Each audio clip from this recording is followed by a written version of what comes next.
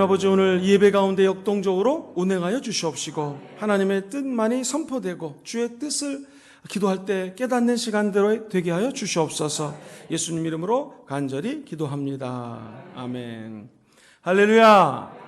기독교 윤리 가운데서 어저께까지 가정 윤리에 대해서 같이 말씀을 드렸고요. 오늘은 우리 기독교 윤리가 차지하는 대사회적인 윤리에 대해서 말씀을 좀 드리도록 하겠습니다. 우리 교회는요, 해야 될 일이 참 많이 있습니다. 어떤 일을 해야 되는가?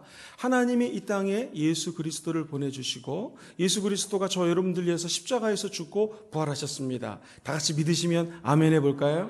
우리 예수님을 모시고 제자들이 변화산상에 올라갔어요. 주님, 초막 셋을 짓겠습니다. 우리 여기서 사시죠? 그랬더니 예수님이 아니다 하면서 땅으로 내려오셨습니다. 기독교 윤리는 무엇인가? 기도원이 줬사오니 세속을 떠나서 저 산에 들어가서 돛 닦는 마음으로 있는 것 기독교 윤리 아닙니다. 우리는 이 땅에 내려와서 하나님이 맡겨준 사명을 감당해야 될 책임감이 있다라는 것이죠.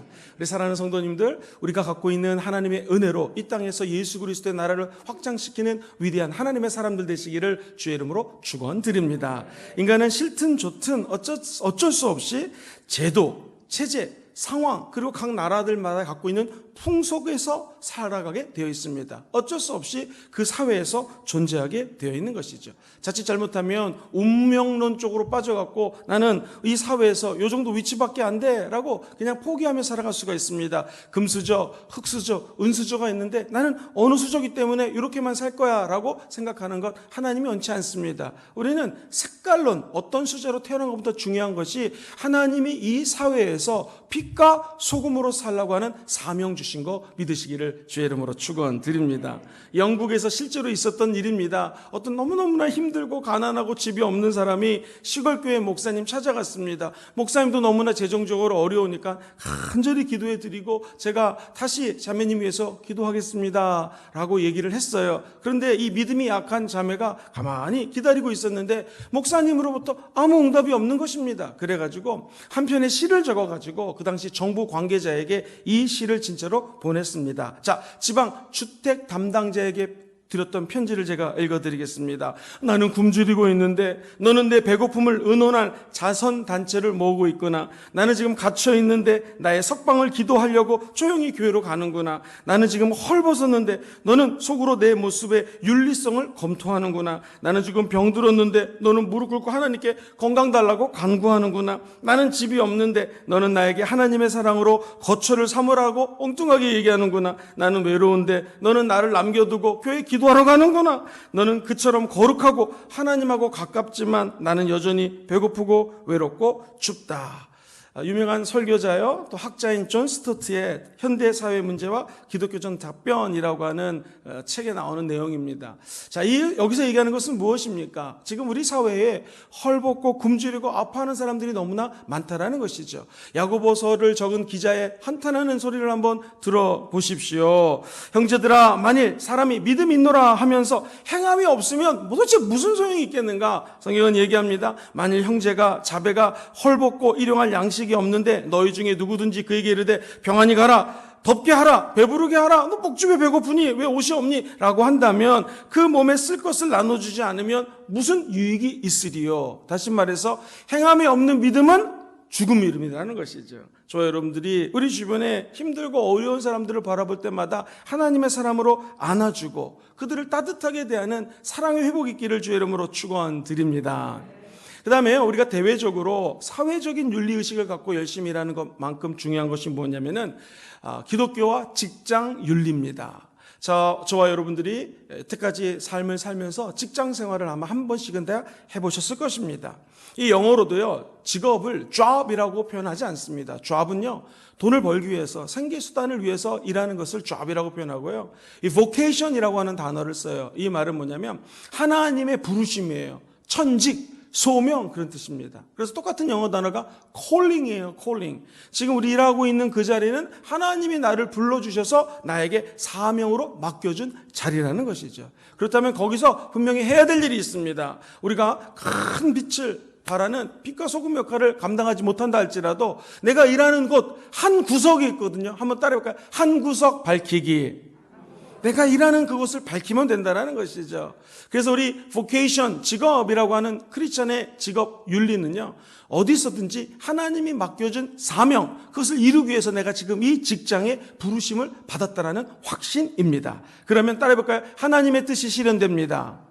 하나님이 원하는 게 날 통해서 실현되겠죠. 뿐만 아니라 자아가 실현됩니다. 시작. 자아가 그 일을 하다 보니 내가 그 직장에서 하나님 뜻 가운데 열심히 일함으로 내가 개발이 되고 또 나를 발전시킬 수 있는 계기가 된다는 것입니다. 그러면 하나님이 나에게 주신 이 직업은요, 그렇죠, 우리가 먹고 살아야 되니까 거룩한 생계수단이 됩니다. 그리고 한번 같이 해보시죠. 땅을 정복하라.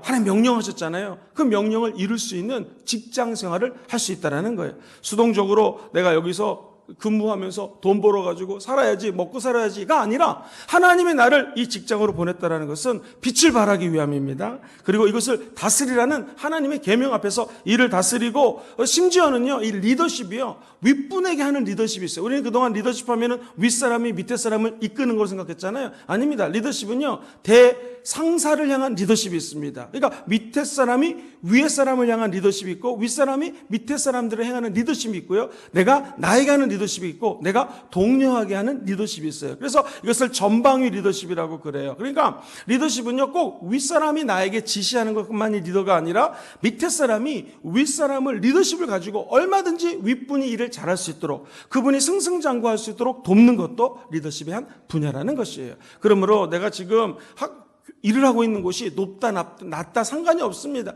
하나님이 저와 여러분들을 소명 때문에 그곳으로 불렀다라는 것이죠. 그러면 하나님의 꿈이 저와 여러분들을 통하여 이루어지게 될 줄 믿습니다. 자, 이제 기독교 윤리와 이 경제에 대해서 잠깐 말씀을 드리고 구제로 넘어가도록 하겠습니다. 한번 좀 생각해 보겠습니다. 예수님께서 돈이 많은 부자 청년에게 물어봅니다. 특별히 예수님이 내가 죽고 부활할 것이다 라는 것을 성경에 보면 3차례 언급하셨는데, 두 번째 언급하시고 난 다음에 한 부자 청년이 다가옵니다. 하는 말이, 예수님, 내가 어떻게 하면 영생을 얻을 수 있겠습니까? 라고 질문을 해요. 자, 질문 내용이 뭐예요? 영생. 굉장히 종교적인 질문이에요. 신학적인 질문이에요. 우리가 예수 믿고 구원받아 천국 가는 거 지금까지 공부했잖아요. 신론, 기독론, 성령론, 요 3가지 딱 뿌리가 잡히니까 지금까지 강의하는 거 이해가 잘 되지 않습니까? 근데 이걸 또 하나로 줄이자면 뭐예요? 결국 예수 믿고 구원받아 천국 가는 거 아니겠습니까? 근데 예수님의 답변을 한번 들어보세요. 너에게 한 가지 부족한 것이 있다. 지금도 이렇게 강의를 듣는데 핸드폰이 울리지 않습니까? 한 가지 부족한 게 있는 거예요. 할렐루야! 너 그러면 네 부족한 게 뭐냐면, 네가 갖고 있는 거 다 팔아가지고 가난한 사람들에게 나눠줘라. 그러면 네가 하늘에서 보화를 차지하게 될 것이다 라고 윤리적으로 얘기를 하십니다. 그런데 한번 생각해 보세요. 주님께 질문한 것이 뭐였냐면은, 어떻게 하면 영생을 얻겠습니까? 근데 갑자기 주님께서는요, 너 있는 거 팔아가지고 가난한 사람, 소외된 사람, 그것을 다 그 사람들에게 돈을 나눠줘라. 그럼 네가 저 하늘에서 보화를 쌓고 상급이 클 거다. 약간 엉뚱한 것 같습니다. 자, 뭘 의미하겠습니까? 하나님의 아들 예수님은 이 땅에서 영생에 대한 질문을 돈 문제로 답을 하세요. 그건 뭘까요? 돈이 그만큼 의미가 있다는 거예요. 그래서 성경에는 넌 하나님과 돈을 겸하여 섬기지 못한다고 얘기를 하거든요. 근데 이 돈을요, 맘몬이라고 아람어를 씁니다. 왜 아람어를 썼을까요? 이 아람어 맘모니즘, 여기서 나온 게 맘모니즘이거든요. 돈과 하나님을 병행구조, 그러니까 거의 같은 높이로 놨다라는 거예요. 하나님하고 돈을 겸하여 섬기지 못한다. 그건 왜 그럴까요? 우리 인생에 이 돈, 경제적인 것이 차지하는 것이 너무나 크다라는 것입니다. 성경은 이야기합니다. 돈을 사랑하는 것이 일만하게 뿌리가 된다라는 것이죠. 그리고 자칫 잘못하면 돈 때문에 우리가 하나님을 믿음에서 떠나고요, 세상에서 얼마든지 타락할 수 있고 방황할 수 있다고 성경은 권고합니다. 이렇게까지 얘기하죠. 물질이 있는 곳에 네 마음이 있다. 쉽게 얘기하면 돈 쓰는 곳에 내 마음이 있다는 거예요. 사랑하는 성도님들, 지금 물질을 어디 쓰고 있습니까? 거기에 우리 마음이 있다는 것입니다. 성경은 이야기합니다. 어느 한편을 사랑하든지 돈을 사랑하든지 하나님을 사랑하든지 결정해야 된다고 이야기합니다. 우리는 흔히 사람이 돈 쓴다고 생각하는데 그렇지 않습니다. 오히려 돈이 사람을 부려먹을 때가 너무나 많습니다. 그래서 돈이 우상이 될 수 있고 맘모니즘, 거의 하나님 위치를 차지할 수 있다는 거예요. 내가 돈을 지배하면 돈은 내 밑에 있는 것인데 돈이 나를 지배하는 순간부터 돈의 종이 된다는 것이죠. 돈은요, 재판관의 양심과 예언자의 예언도 바꾸기까지 하는 것이 역사에 기록이 되어 있습니다. 자, 그렇다면 우리 예수님은 돈에 대해서 어떻게 권면하셨을까요? 예수님은 가난한 사람, 또 가난, 그리고 돈, 이런 현실 문제에 대해서 관심이 많습니다. 사랑하는 성도님들, 부활신앙은 무엇입니까? 죽음의 세력, 죽음의 권세를 무찌르고 부활하신 분이 우리 예수님이십니다. 그렇다면 우리는 저 죽음에서 신음하고 있는 믿지 않는 자들이 있어요. 저들을 향하여 우리가 갖고 있는 물질과 은사와 은혜를 나눠주는 것을 주님이 원한다는 것이죠. 그런 것을 우리는 청지기적 신앙 관리라고 이야기를 합니다. 청지기라는 것은 주님이 나에게 이 땅에 살면서 잠깐 맡겼다는 것입니다. 우리 하나님의 모든 돈과 물질의 분배자가 되시고 주관자가 되는 것을 믿으면 아멘 해볼까요? 사람에게 하나님은요, 재물을 소유할 수 있는 능력을 주십니다. 신명기 8장 18절에 보면은요, 내 야훼 하나님을 기억하라. 그가 내게 재물 얻을 능력을 주시고 내 조상들에게 맹세하신 언약을 오늘날 같이 이루려 하십니다. 물질이 생긴다? 이건 하나님이 우리에게 주신 은혜입니다. 능력을 주신 거예요. 근데 기억해야 될 것은요, 이 돈이 악하다, 선하다 얘기할 수가 없어요. 그럼 돈은 어떻게 표현해야 되는가? 돈을 쓰는 사람의 마음이 선하냐? 돈을 갖고 있는 사람이 악하게 쓰느냐, 여기에 따라 틀려집니다. 성경 하나 말씀 읽어드리겠습니다. 잠언서 14장 24절에 보면 지혜로운 자의 재물은 그의 면류관이요. 시작. 지혜로운 자의 재물은 그의 뭐가 돼요? 면류관이 돼요. 미련한 자의 소유는 다만 미련한 것이다. 시작. 미련한 자의 소유는 다만 미련한 것이다. 너무 극명하죠. 지혜로운 사람은 물질을 잘 써서 천국에 면류관을 쌓고요, 하늘의 상급을 누리게 됩니다. 미련한 사람은요, 엉뚱한 데 돈 떠가지고, 돈을 써가지고 미련하게 쓰게 된다는 것입니다. 목사님, 그러면 우리 예수 믿는 사람들이 윤리적으로 이 물질에 대한 어떤 자세를 가져야 됩니까? 세 가지만 말씀드립니다. 물질을 남용하지 말아야 됩니다. 시작. 물질을, 잘못된 재물을 소용하거나 남용하는 거 아주 안 좋습니다. 두 번째, 물질은 사랑을 전하는데 사용해야 됩니다. 시작. 물질은 사랑을 전하는데 감사하고 사랑할 때, 이것을 나눠줄 때 그 물질이 하나님을 위해서 쓰이게 된다는 것입니다. 제가 오늘 이 강의하기 앞서서 화명성전에서 떡 한 조각을 먹고 올라왔습니다. 할렐루야! 왜 떡을 했을까요? 옛날에 천자문 한번 끝내면은 서당에서 책거리라는 걸 하듯이, 오늘 여기서 마지막 설교, 당분간 이제 오늘 이 다니엘 말씀 21일 양육에 이제 마지막 설교가 됐다고 하니까 우리 권사님들이 떡을 한 거예요. 감사합니다, 목사님. 작은 거지만 권사님들이 돈을 모아서 떡값을 치르는 것은요, 감사와 사랑을 드러내는데 물질을 쓰는 것, 하나님이 기뻐한다는 것이죠. 또 하나 중요한 것이 있습니다. 물질은 사람이 통제하는 곳에 두어야 됩니다. 시작. 물질은 사람이 통제할 수 있는 곳에 둬야 된다는 거예요. 그러니까 물질이 나를 통제하면 아까 있던 맘모니즘에 빠집니다. 내가 물질의 종이 된다는 것이죠. 사랑하는 성도님들, 11조가 뭘까요? 11조가 바로 내가 물질을 통제할 수 있다는 것을 보여주는 것입니다. 하나님이 나에게 100을 주셨으면 10을 드리는 것이 11조죠. 제가 청년들 사용 많이 해봤습니다. 청년들이요, 예를 들면 월급이 100만 원 받으면 하나님께 10만 원 드리는 것은 쉽습니다. 그래서 어렸을 때부터, 청년 때부터 예수 믿고 11조 하는 것을 훈련해야 됩니다. 때로는 청년들이 10에 2조, 3조를 드립니다. 근데 전혀 굶어 죽지 않아요. 어차피 월급이 많지 않기 때문에. 문제는 무엇입니까? 이제 사회생활하면서 한 달에 1,000만 원을 벌면은요, 100만 원 드리는 게 아깝습니다. 왜냐하면 100만 원 가지고 할 수 있는 게 너무나 많거든요. 애들 학원 보낼 수도 있죠. 100만 원 가지고 내 옷을 살 수도 있죠. 여러 가지를 누릴 수 있기 때문에 이제 돈을 조금씩 더 벌면은요, 11조 드리는 게 아까워지기 시작합니다. 문제는 무엇이겠습니까? 만약 우리가 열심히 일해가지고 한 달에 1억을 벌었어요. 그러면 얼마를 내야 되죠? 1,000만 원 내야 됩니다. 여러분, 1,000만 원 할 게 얼마나 많습니까? 어떤 생각이 들어요? 500만 원만 드리고 500만 원은 착한 일에 써야지. 이렇게 사람의 마음이 혼동이 될 수 있어요. 그것은 뭐예요? 물질이 점점 많아지면 많아질수록 내 마음이 물질의 종이 될 수 있다는 거예요. 만약 그렇다면 내가 11조를 1억을 드린다. 1억이 얼마나 많습니까? 흔들리게 된다는 것이죠. 어떻게 될까요? 11조는 물질을 주관하시는 분은 하나님이시요, 내가 100만 원을 벌든 100억을 벌든 하나님이 나에게 주신 거기 때문에 나는 이 물질의 노예가 되지 않고 물질을 다스린다. 그리고 성경 말씀 그대로 10분의 1을 하나님께 드린다라는 개념이 11조라고 생각하면 틀림이 없습니다. 천국 가는 날까지 11조를 드림으로 자기의 모든 소유의 주관자가, 주체가 하나님이 되심을 인정하시기를 주의 이름으로 축원드립니다. 자, 그렇다면은 이 기독교 경제적인 윤리하고 오늘 강의 내용이 좀 많이 접목이 됩니다. 교회의 구제와 나눔에 대해서 말씀을 드리겠습니다. 성경에서는요, 이 구제와 나눔을 이렇게 표현합니다. 자, 우리나라는요, 선교 초기부터 의료, 그 다음에 잘 띄우셨어요? 집사님 띄우세요. 한국교회는 선교 초기부터 의료, 그 다음 뭐죠? 교육, 구제 등 사회사업에 앞장서서 참여했습니다. 그러니까 우리나라는요, 처음부터 복음이 들어올 때 힘들고 어려운 사람들을 돕는 일들을 많이 했다는 것이죠.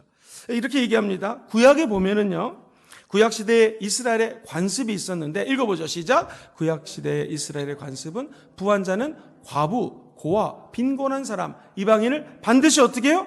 도우라고 얘기했습니다. 나중에 한번 성경 말씀을 찾아보시면 좋을 것 같고요. 특별히 절기 때에 여러분들이 열심히 일해가지고 농산물을 갖다가 거둬들였습니다. 그럼 누구에게 나눠줘야 돼요? 시작. 노비, 레위인, 객, 고아, 과부와 함께 나누도록 아예 율법으로 정합니다. 밑에서 일하는 노비들, 주의 종들, 그리고 나그네를 객이라고 표현하죠. 고아, 아버지 어머니 모르는 사람, 과부, 오늘날의 과부가 틀립니다. 그때 과부는 모든 것이 남성 중심이었고 경제적인 능력이 하나도 없는 그런 힘든 상황의 과부를 의미합니다. 이것을 아예 나눌 수 있도록 율법적으로 이야기를 정했습니다. 자, 그렇다면 사회적인 약자, 과부, 고아, 영세, 일용, 노동자에 대한 구제를 실시할 수 있도록 구약에서는 배려해 놨다라는 것입니다. 자, 이 대표적인 것이요, 두 번째 11조라는 게 있어요. 많이 못 들어보셨죠? 먼저 성경을 읽어드리겠습니다. 신명기 14장 28절에 보면은 이런 말이 나옵니다. 매 3년 끝에 그의 소산의 10분의 1을 다 내어 내 성읍에 저축을 해라.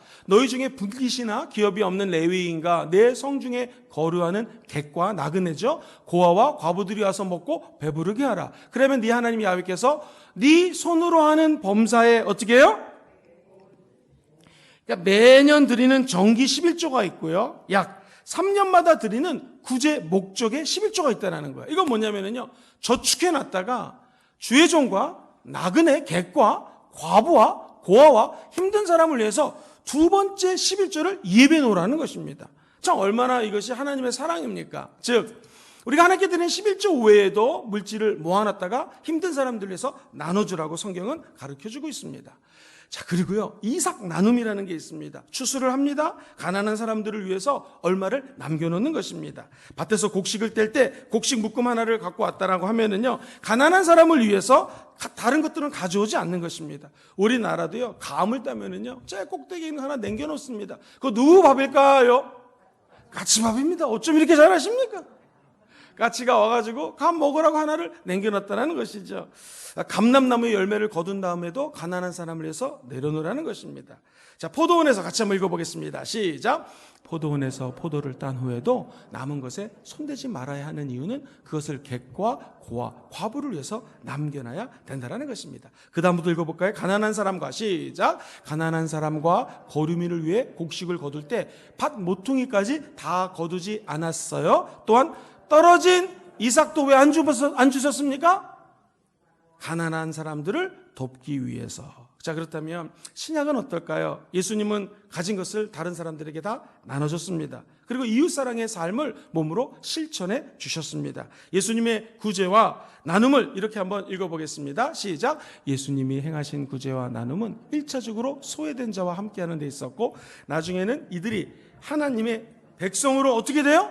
거듭나는 데 있었다는. 1차적으로는 힘든 자에게 나눠줬고요, 나눠준 물건을 통하여 이분들이 하나님을 믿는 데 목적이 있다는 것입니다. 예수님의 구제와 나눔을 행할 때 없는 가운데서도 하라고 성경은 말씀하셨고요. 아까 말씀드렸던 부자 청년을 보겠습니다. 여유가 있었어요. 근데 가난한 사람을 돕지 못했습니다. 그것을 주님은 마음의 중심을 딱 아시고, 네가 한 가지 부족한 게 있는데 율법을 다 지킨 거, 윤리적으로 산 것도 아는데 네가 갖고 있는 것을 하나님께 갖다 바쳐라, 또는 가난한 사람을 도와줘라. 자, 가난한 여인이 2렙돈의 돈을 하나님께 드리는 거, 이것도 자신의 생활비 모두를 드린 것이죠. 왜? 가난한 자를 돕기 위하여. 자, 그렇다면 초대교회로 같이 넘어가 보겠습니다. 예루살렘에 있는 교회는 어떻게 나눠졌을까요? 같이 읽어보죠. 시작. 예루살렘 교회는 교인 구제를 전담시키기 위해서 몇 명의 집사를 두었어요? 이 구제 때문에 싸움이 벌어졌습니다. 헬라파 유대인들이 자기 과부들이 맨날 구제에 빠지는 것 때문에 이 히브리파 사람들에 대해서 원망이 일어나기 시작했습니다. 그래가지고 우리가 잘하는, 안 되겠다, 주의 종들이 기도하고 말씀 보는데 전념하기 위해서 집사 7분을 세우게 됩니다. 이것이 우리가 너무나 잘 아는 사도행전 6장 1절로 3절까지만 같이 한번 읽어보겠습니다. 시작. 그때 제자가 더 많아졌는데 헬라파 유대인들이 자기의 과부들이 매일의 규제에 빠짐으로 히브리파 사람을 원망하니 모든 제자를 불러 이르되 우리가 하나님의 말씀을 제쳐놓고 접대를 일삼는 것이 마땅치 아니하니 형제들아 너희 가운데서 성령과 칭찬받는 사람 우리가 이 일을 그들에게 맡기고 성령 충만하여 칭찬받는 사람 시작. 우리 교회 올해 비전이죠. 성령 충만하고 칭찬 받는 집사님 7을 왜 세웠는가? 결국 초대교회 구제 활동이 너무나 활발했다는 것을 반증하는 것입니다. 집사님을 뽑을 정도로 구제와 나눔이 교회의 중요한 사역이었고요. 또 헌금을 걷어가지고 뭐 했는가? 용도가 구제와 아예 나눔이었다는 것입니다. 신앙 때문에 핍박받는 성도들, 병든 자들을 구제했고요. 서로가 서로를 예배하면서 돕는 사랑의 공동체가 초대교회였다는 것이죠. 그렇다면 우리 교회도 그런 교회가 되기를 주의 이름으로 축원드립니다. 초대교회는 어떻게 남들을 도왔을까요? 놀라운 일이 있습니다. 초대교회 당시의 성도들은요, 사회적 신분, 높고 낮음을 다 떠나서 성찬식을 같이 했습니다. 그리고 같이 한번 따라해 보시죠. 서로를 한 가족처럼 여겼습니다. 시작. 서로를 한 가족처럼 여겼다라는 거예요. 떡을 떼고, 그렇죠. 오늘 우리 떡을 했다고 그랬는데요. 한 가족처럼 모여서 나눔이 있었다라는 것이죠.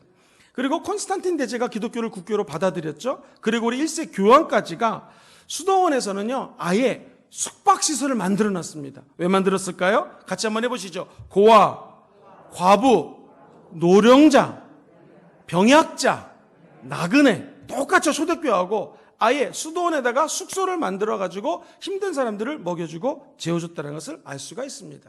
자, 근대의 교회는 어땠을까요? 같이 읽어보겠습니다. 급격한 시작. 급격한 산업화와 도시화로 야기된 많은 경제적 및 사회적인 문제에 대하여 교회는 책임의식을 가졌고 보다 체계적으로 행하기 위해서 구제와 나눔을 실시하게 되었습니다. 그리고 현대교회에서는요, 말할 것도 없이 의사, 간호사, 교육자, 사회사업자 같은 전문직에 종사하면서 사회의 봉사에 참여하기도 합니다. 실제로 단기 선교를 의사 선생님들하고 함께 가면은요, 말씀드렸던 것처럼 정말 어려운 나라 이 성도들이 좋아합니다. 그래가지고는 그분이 기도하고 진료하겠습니다. 그러면 얼마나 기도를 열심히 하는지 모릅니다. 이런 하나님이 나에게 맡겨준 직업과 사명 가지고 복음 전하는 것, 이것도 하나의 귀한 구제요 선교라는 것이죠. 그래서 기독교 윤리와 구제, 기독교의 경제 윤리와 이 구제는요 밀접하게 연결이 되어 있습니다. 자, 우리가 할 수 있는 구제 어떤 것들이 있을까요? 실제적인 몇 가지를 요약 정리해드리겠습니다. 첫 번째, 빈민을 위해서 우리가 생계를 지원할 수가 있고요. 자활할 수 있도록 돕는 것, 이것도 하나님의 뜻입니다. 두 번째, 장애인을 위해서, 이건 같이 한번 읽어보겠습니다. 교회에서 시작. 교회에서 시행하는 장애인을 위한 구제와 나눔의 정신은 그들도 같이 하나님이 지으신 귀중한 존재로 여기는 것입니다. 제가 분당에 있는 한 교회의 목사님을 만나려고 여기 부산에 오기 전에 약속을 잡고 갔습니다. 그때 그 교회는요, 제가 좀 일찍 도착해서 커피를 한잔 시켰는데 교회 안에 커피숍이 있는데 전부 다 장애인들이 커피숍을 섬기고 있었습니다. 그들이 열심히 공부해가지고 바리스타라고 해서 커피를 만드는 기술을 배웠고요. 그리고 계산이 보통 자 얼마 주세요 카드 하면 빨리빨리 계산이 되는데 느리십니다. 그럼에도 불구하고 성도들이 기다리면서 장애우들과 함께 계산을 하고 커피를 가져가서 커피숍을 교회 안에서 장애우들이 함께하는 것을 봤습니다. 큰 감동을 받았습니다. 이 성도는요, 이 교회에서 장애인들과 함께 사역할 수도 있는 것이고요. 교회 주변에 장애인들을 방문해 갖고 할 수 있는 일이 있습니다. 빨래부터 읽어보겠습니다. 시작. 빨래, 청소, 식사 준비, 간병, 심부름, 결혼 봉사, 부업 알선 등 구제와 나눔을 실현할 수가 있습니다. 세 번째로 교회는요, 실버 사역이라고 해서 노인들을 위한 사역에 오픈을 해야 됩니다. 현재 평균 수명 연장과 출산율 감소에 따라서 우리나라 노령 인구는 급격하게 늘고 있습니다. 그래서 이 어르신들에 대한 구제와 나눔을 필요로 하고 있습니다. 뿐만 아니라 반대로 네 번째로 아주 어린 아이들을 위해서 구제하고 나눔을 섬길 수가 있습니다. 같이 한번 읽어볼까요? 성경에서 아동은 다음 세대를 이어갈 소중한 집단으로 교육, 훈계, 국률의 대상이 됩니다. 자, 그 밑에 줄, 교회는 성경의 가르침에 따라 아동을 보호하고 양육시켜야 할 책임이 있다. 마산에 가면은요, 한 교회가 있는데 제가 직접 탐방을 갔더니요, 그 지역에서요, 유치원이 소문이 났어요. 여기는요, 아무나 못 들어와요. 교회 성도 아이들만 들어옵니다. 그러니까 애가 유치원 갈 때부터 젊은 3040 부부들이 줄을 서가지고 교회에 옵니다. 목적이 뭘까요? 자기 아이들을 이 유치원에 집어넣으려고. 영어도 잘 가르치고, 선생님들이 요즘 보도되는 이런 이상한 선생님이 없고 기독교에서 하는, 교회에서 하는 선생님들이기 때문에 안심을 하고 아이들을 맡길 수 있기 때문에 그런 사역을 하는 것을 보았습니다. 감동적이었어요. 마산에만 있는 것이 아닙니다. 전국 어디 가도 그 지역에서 사실 아이들을 잘 가르치고 어린이를 섬기는 그런 유치원이라든가 어린이를 사역하는 것을 많이 보게 됩니다. 교회는 성경의 가르침에 따라 아동을 보호하고 자녀들을 양육해야 될 책임이 있습니다. 우리 교회도 하나님께서 은혜 주시면 이러한 일들을 펼치는 날이 오게 될 줄 믿습니다. 다섯 번째로요, 청소년입니다. 같이 읽어보죠. 시작. 청소년이 사회인으로 건강하게 성장할 수 있도록 가족과 교회, 사회와 국가가 협력하여 체계적인 노력을 해야 된다. 한 호주에 있는 이민사회에 있는 교회는요, 학교가 끝나면은요, 교회 봉고차로, 버스로 아이들을 픽업합니다. 한국 아이들. 그래가지고 대부분의 엄마들이 청소를 하거나 엄마 아빠가 함께 같이 일하기 때문에 오후에 아이들을 돌볼 수 있는 게 없어요. 그래가지고 어떻게 하냐면은요, 이 학교에서 끝난 아이들을 다 봉고차에 태우다가 교회로 와가지고 교회 안에 직장 예전에 선생님 하셨던 분들 또 현직 하시는 분들이 와가지고 아이들을요 공부를 가르쳐 줍니다. 그리고 30분 가르치고 20분 기도하고 이런 식으로 하다 보니까 아이들의 성적이 올라가고요. 특히 유학생이나 한국말은 잘하는데 영어가 부족한 아이들은 특별히 영어를 도와줍니다. 그래가지고 단순히 공부만 가르치는 게 아니라 공부 30분 정도 가르치면 10분, 20분을 기도시킵니다. 그러니까 아이들이 믿음도 잘하게 되고요. 이런 일이 있었습니다. 아이들이 영어를, 단어를 외우는데요, 20분 기도시키고 외우니까요 효과가 엄청나게 늘어난다는 거예요. 특별히 방언을 하면서요, 랄랄랄랄랄라 그러다가 영어를 하면은요, 갑자기 아이들이 영어를 잘한다는 거예요. 그랬더니 한 학자가 그런 얘기를 하더라고요. 여러분, 이 복식호흡이라는 거 아시죠? 개는 복식호흡 하거든요. 놀랍게도 우리 인간이 방언을 할 때는 복식호흡을 합니다. 여러분 좀 이따 방언할 때 배를 만져보세요. 자기도 모르게 복식호흡이 됩니다. 그런데 또 하나 재밌는 것은요, 우리는 한국말 할 때 주로 목이나 가슴을 많이 쓰잖아요. 그래가지고 한국에 옛날에 창 같은 거 보면 뭐 이리 오너라 앞태를 보자, 다 이게 여기서 나오는 소리거든요. 그런데 이 성악이라든가 서양 사람들의 이 구강 구조나 발음 구조는 틀립니다. 다 두송을 써요. 그래가지고 어떤 사람이 영어를 할 때 I'm a boy, you are a girl 이름이 한국식 발음인데 두송을 써가지고 I'm a boy, you are a girl, 할렐루야. 좀 영어 같지 않습니까? 그러니까 이게 영어를 할 때 방언을 말하면 신기하게 이 두성을 씁니다. 방언은 입에서 안 나와요. 방언을 랄랄랄 하면 다 이게 머릿속에서 나오거든요. 그 상태 그대로 영어를 아이들에게 하니까 영어 발음이 원어민이랑 가깝고 실력이 일취월장하고요. 특별히 단어를 암기하는데 기도시키고 암기하니까 그냥 안 하고 암기할 때보다 엄청나게 차이가 나더라는 것입니다. 저는 그때 깨달은 게 있습니다. 청소년 때부터 교회가 이렇게 훈련을 시키니 이 아이들이 비록 늦게 호주에 유학 왔지만 호주 주류 사회에 진출한다라는 것이죠. 직업을 얘기해서 미안하지만 변호사라든가 의사라든가 정말 이 전문 직종을 가지고 하나님께 영광 돌리는 다음 세대들이 나타난다라는 것입니다. 우리 교회에도 하나님 은혜 주시면 이런 날이 오게 될 줄 믿습니다. 뿐만 아니라 힘들게 일하는 근로자들을 위해서 섬길 수 있어요. 같이 읽어보겠습니다. 시작. 노동 현장에서 하나님의 정의가 실현되도록 기독교인이 행하는 체계적인 노력입니다. 여기서 주목해야 될 것은 한국 근로자뿐만 아니라 외국에서 와가지고 힘들게 일하고 있는 외국인 근로자들도 포함을 할 수 있습니다. 자, 7번째입니다. 우리가 구제하고 섬길 수 있는 것, 통일을 위해서입니다. 같이 읽어보죠. 교회는 민족 분단의 고통 해소와 평화 정착을 위해 통일로 나아가는 개교회적 범교단적인 운동을 해야 됩니다. 자, 그렇다면 이제 어떤 자세로 우리가 구제할 수 있을까요? 첫 번째, 같이 한번 큰 소리로 읽어보겠습니다. 시작. 성경은 구제하고 나눌 때 가져야 할 올바른 태도를 가르친다. 구제 나눔에 대한 성경적인 태도는 첫 번째, 하나님께 드리는 것이다. 시작. 하나님에게 드린다는 것입니다. 그렇습니다. 우리가 드리는 것은요, 사람에게 드리는 것이 아니라 하나님께 드립니다. 예를 들면 마태복음 25장 40절에 이런 말이 나와요. 임금이 대답하여 이르시되 내가 진실로 너에게 이르노니 시작. 너희가 여기 내 형제 중에 지극히 작은 자 하나에게 한 것이 곧 내게 한 것이다. 지극히 작은 자, 힘들고 어려운 근로자, 어린이, 힘드신 분, 이제 은퇴하셔서 완전히 연세가 많으신 어르신, 지극히 작은 자 아니겠습니까? 이분에게 하는 것이 누구에게 하는 것이에요? 만왕의 왕 되신 예수님께 한다는 것입니다. 따지고 보면 우리가 갖고 있는 모든 소유는 다 하나님 것입니다. 우리는 단지 맡은 자요 관리자밖에 안 된다는 것이에요. 그럼 우리가 구제할 때는요, 하나님에게 돌려드리는 것이다 라는 마음이 필요하고요. 두 번째, 즐거운 마음으로 해야 됩니다. 시작. 즐거운 마음으로. 같이 한번 읽어보죠. 시작. 아끼지 말고 넉넉한 마음으로 베풀어야 합니다. 자, 세 번째가 있습니다. 이 은밀히 해야 됩니다. 은밀히. 저 은밀히 하기 전에 한번 고린도후서 9장 7절 하나만 읽고 넘어갈게요. 같이 읽어보죠. 시작. 각각 그 마음에 정한 대로 할 것이요 인색함으로나 하나님은 즐겨내는 자를 사랑하신다. 즐거운 마음으로 구제해야 된다는 것입니다. 하나님이 제일 기뻐하는 자는요, 즐겁게 기쁘게 베푸는 사람, 나누는 사람을 하나님 기뻐하시고 축복해 주신다는 것입니다. 억지로 하지 마시고 늘 다른 사람을 도울 때는요, 기쁨으로 섬기시기를 주의 이름으로 축원드립니다. 교회 나와서 봉사할 때도 마찬가지죠. 아이고 내가 어떻게 하다 교회 다녀가지고 이렇게 봉사하게 됐나가 아니라 기쁜 마음, 하나님께 드리는 마음, 즐거운 마음으로 와서 봉사하면요, 하나님은 마음의 중심을 보시고 그 헌신을 하나도 잊지 않으시고 30배, 60배, 100배로 축복을 해주십니다. 꼭 믿게 되시기를 주의 이름으로 축원드립니다. 저는 하나님께 정말 감사한 것이 이제 20대 청년의 때를요, 거의 이민교회 개척교회에서 제 시간과 물질과 모든 젊음을 다 드렸다고 해도 과언이 아닙니다.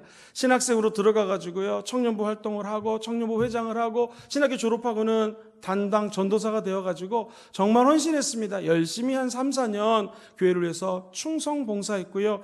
청년 때는 새벽기도 나오는 게 하늘의 별따기잖아요. 하루도 새벽기도 빠진 적 없었습니다. 제 자랑 같지만 하나님이 그런 은혜를 주신 것이죠. 놀라운 것은 이민교회에서 섬기고 한국에 왔는데요, 그 다음부터 하나님이 길을 열어주시는데 엄청나게 큰 은혜와 축복을 주시더라고요. 저만 그런 것이 아니라 우리 성도님들 중에서 이런 간증하는 분들이 무지 많습니다. 어차피 구제하고 섬기고 하나님께 드릴 것이라면 기쁜 마음으로 하시기를 주의 이름으로 축원드립니다. 여기다 한 가지 플러스, 은밀하게 해야 된다. 시작. 은밀하게 해야 된다.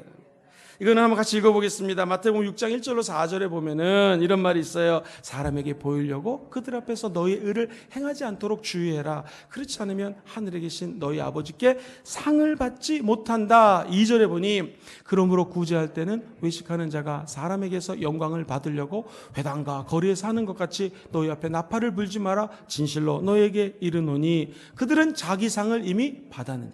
너는 구제할 때에 오른손이 하는 것을 왼손이 모르게 하고요. 4절 시작. 네 구제함을 은밀하게 하라. 은밀한 중에 보시는 너희 아버지께서 갚으시리라. 할렐루야. 저 여러분들이 구제를 할 때 은밀하게 하시면 하나님이 다 갚아주십니다. 자, 이렇게 나누고 구제하면 어떤 결과가 나타날까요? 성경은 이야기합니다. 주라. 그러면 너에게 줄 것이니 곧 후이대로 누르고 흔들어 넘치도록 하여 너에게 되돌려준다는 것입니다. 그럼 우리는 어떻게 될까요? 믿는 자들은 즐거운 마음으로 아낌없이 해야 됩니다. 신명기 15장 10절 같이 읽어봐요. 시작. 땅에는 언제든지 가난한 자가 그치지 아니하겠으므로 내가 내게 명령하여 이르노니 너는 반드시 내 땅 안에 내 형제 즉 곤란한 자와 궁핍한 자에게 내 손을 펼칠지니라. 자, 그 다음이 중요합니다. 그 다음에 어떻게 되냐면 그러면 너에게 복을 주시리라. 할렐루야. 우리가 하나님의 이름으로 섬기고 나눠주면 하나님 주시는 복이 다가오게 된다는 것입니다. 아까 말씀드렸던 것처럼 은밀하게 구제해야 되고요. 그 다음에 항상 가난한 사람을 불쌍히 여기면 하나님께서는 되갚아 주시고 복을 허락하여 주십니다. 잠언서 19장 17절 같이 읽어볼게요. 시작. 가난한 자를 불쌍히 여기는 것은 야훼께 구워드리는 것이니 그의 선행을 그에게 갚아 주시리라. 가난한 자를 불쌍히 여기서 도와주시면 누구에게 구워드려요? 하나님께 지금 오히려 내가 가난한 사람을 도와줬는데 구워드리는 것이. 그러니까 하나님은 단순히 분명히 그 구운 것을 갚으신다, 안 갚아주신다? 100% 갚아주시는 것이죠. 최고로 적게 갚아주시면 30배, 그 다음엔 60배, 100배, 1000배, 만배로 갚아준다는 것을 잊지 않게 되기를 주의 이름으로 축원드립니다. 내가 섬기면 하나님이 반드시 은혜를 허락하여 주십니다.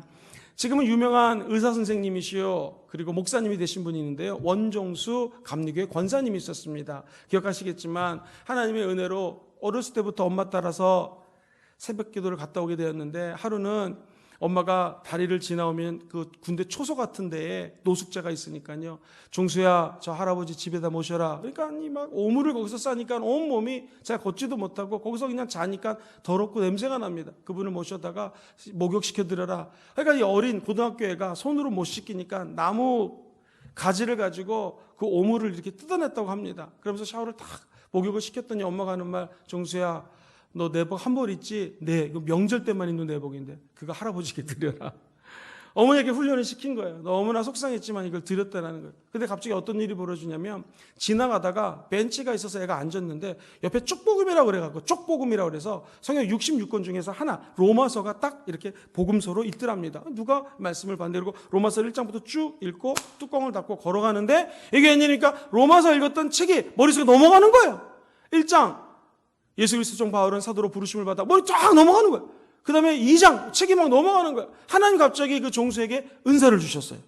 그러니까 얘가요, 공부가요, 그 당시 대전에 있는 한 고등학교에서 500 몇 명 중에서 500 몇 등 했답니다. 근데 시험에 보면 애가 막 성적이 올라가요. 국사, 예를 들면 삼국시대 몇 년 책을 넘기면은요, 국사책이 넘어가는 거예요. 할렐루야. 국어책이 넘어가고요. 그러니까 성적이 올라갑니다. 1등은 못했어요. 왜 못했을까요? 수학은 그렇게 안 되더랍니다. 수학은 책을 넘겨도 답이 안 나오잖아요. 그래가지고 1등 못했지만 성적이 급상승해가지고 그게 고인가 그래가지고 결국 서울의대를 들어갔는데, 서울의대는 졸업을 할 때 1등으로 졸업을 하게 됩니다. 그 외에 어려운 할아버지들을 많이 도왔는데, 미국 디트로이트에서 이제 집회를 하려고 미국에서 아주 유명한 암 전문의가 됐어요. 먼저 도착해서 막 기도하는데 하나님이 커트로 착착착 사진을 보여주시더래요. 그럼 하는 말이, 종수야, 그게 나였다. 아까 얘기했던 그 할아버지, 좀 목욕시켰던 할아버지, 영등포에 있는 시립병원에서 의사가 돼갖고 처음 월급을 3만 원인가 받았는데 돈을 못 내갖고 어떤 할아버지가 너무 힘들어하더래요. 할아버지에게 그 월급으로 돈을 들여가지고 입원시켰던 것, 또 미국에 왔을 때 어떤 할아버지를 도왔던 것, 그리고 또 월급을 타가지고 엄마에게 쇠고기 사가지고 가려고 그러는데 딱 대전역에 내렸는데 너무너무나 힘든 할아버지가 있어서 그 돈과 소고기를 할아버지에게 줬던 것. 그런데 예수님 그러더래요. 그게 나였다. 사랑하는 성도님들, 우리 주변에 예수님이 계십니다.